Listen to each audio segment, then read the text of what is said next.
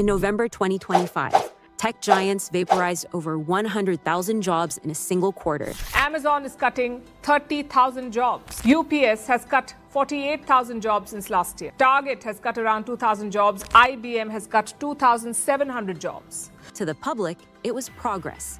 To the boardrooms, it was efficiency. But behind those glass towers, a terrifying reality was setting in. It might save a buck now. The challenge becomes, in a few years down the road, where is the pipeline of talent to move into those really important middle ranks of your company? I think there's going to be a market failure. AI was failing. Productivity stalled, projects collapsed, and quietly, the very people they claimed were obsolete were being hunted down on LinkedIn, begged to return. Today, we're looking at why this mass automation gambit is backfiring. Why companies are quietly rehiring the very staff they once deemed obsolete. To understand why companies are pivoting, we must examine the lie they were sold. The promise was simple. Generative AI could replace middle management and entry-level support with zero friction. However, leadership overlooked the cost of losing veterans. Data indicates that tenured, high-performing individuals and people managers are frequently rehired after being laid off because it is so hard to replace them. When you fire a veteran developer, you aren't just losing a coder. You're losing the person who knows why a specific server crashes every third Tuesday. AI can write code, but it doesn't know your company's 10-year history of technical debt. Research indicates that companies are struggling with operational debt, the cost of fixing mistakes made by AI or inexperienced replacements who lack context. Data from the February 2026 Tech Jobs report by Dice confirms that tech job postings rose by 12% month over month in early 2026, signaling a pivot from the layoffs of 2024 toward a desperate recovery of specialized skills. In other words, many companies didn't just cut workers, they accidentally cut the expertise that kept their operations functioning. And that raises a much bigger question. If AI was supposed to replace these workers, why do companies suddenly need them back? The answer becomes clear when you look at how AI actually performs in real-world work environments.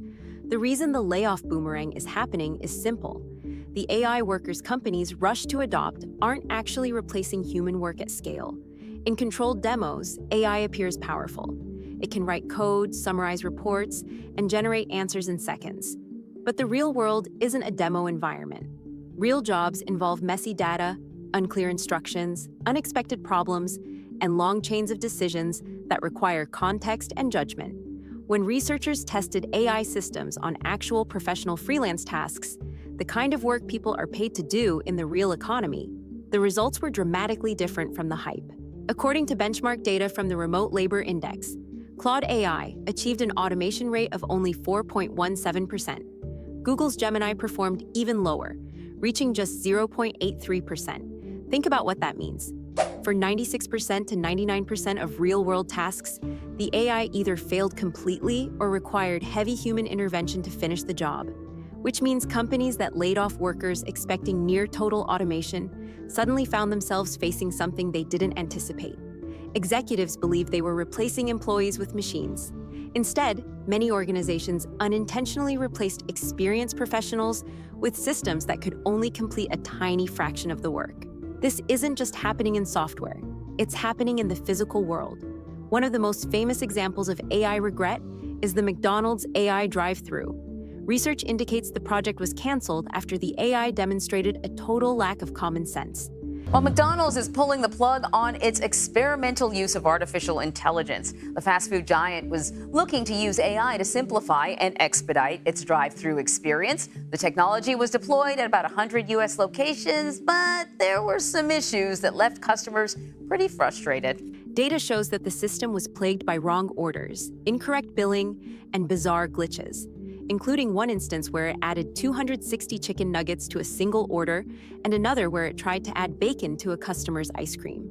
McDonald's realized that a human teenager was more reliable and cheaper than a multi-million-dollar AI system that couldn't distinguish between a sundae and a McDouble. For a moment, it seemed like the promise of a fully automated future was finally becoming real.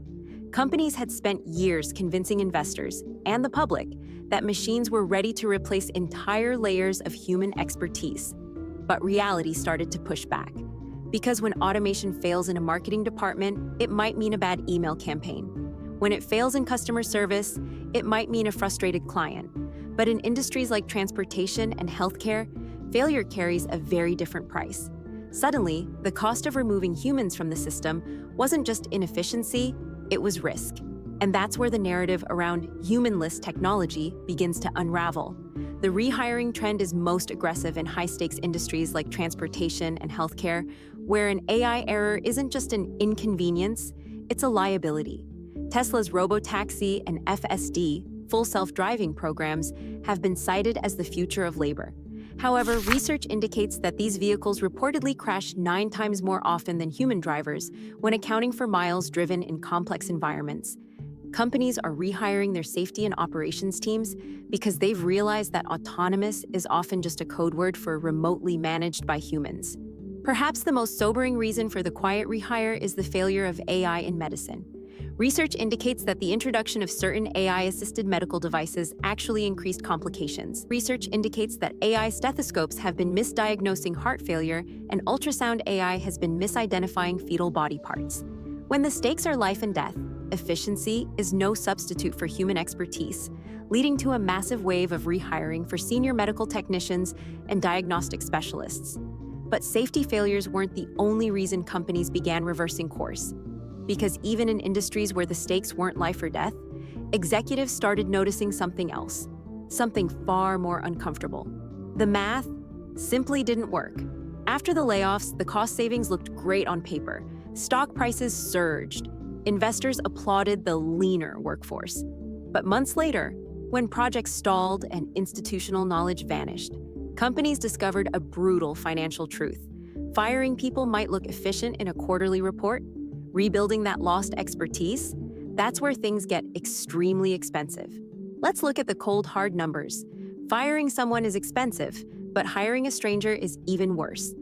According to a study by the Society for Human Resource Management, direct replacement costs can reach as high as 50% to 60% of an employee's annual salary, with total costs associated with turnover ranging from 90% to 200% of annual salary. Now scale that mistake. If a company fires 1,000 employees and realizes 6 months later they need them back, they've effectively erased $75 million from their balance sheet for no operational gain. And that leads to one of the strangest outcomes of the entire layoff era. Being fired might actually have been the best thing for your salary. Data from Visier reveals that Boomerang employees return to their former employers with an average salary increase of 25% compared to their previous pay at the same company. Because when a company rehires you, the power dynamic has changed. You are no longer viewed as a cost center. You've become the solution to a problem they created, and fixing that mistake comes with a premium. The era of blind automation is starting to hit a wall. Companies have learned something the hard way. You can buy software that writes an email, but you cannot buy 15 years of context, loyalty, and problem-solving intuition. So if you were part of the 2025 layoffs, don't look at it as a rejection of your value. Think of it as a valuation correction. The market tried to price your experience at 0, and it failed.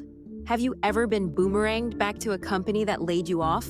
Did you negotiate a higher salary when you returned? Let me know in the comments. And if this deep dive helped you understand the chaos unfolding in today's job market, hit the like button and subscribe for more investigative breakdowns on tech, economics, and the systems shaping our future. I'll see you in the next one.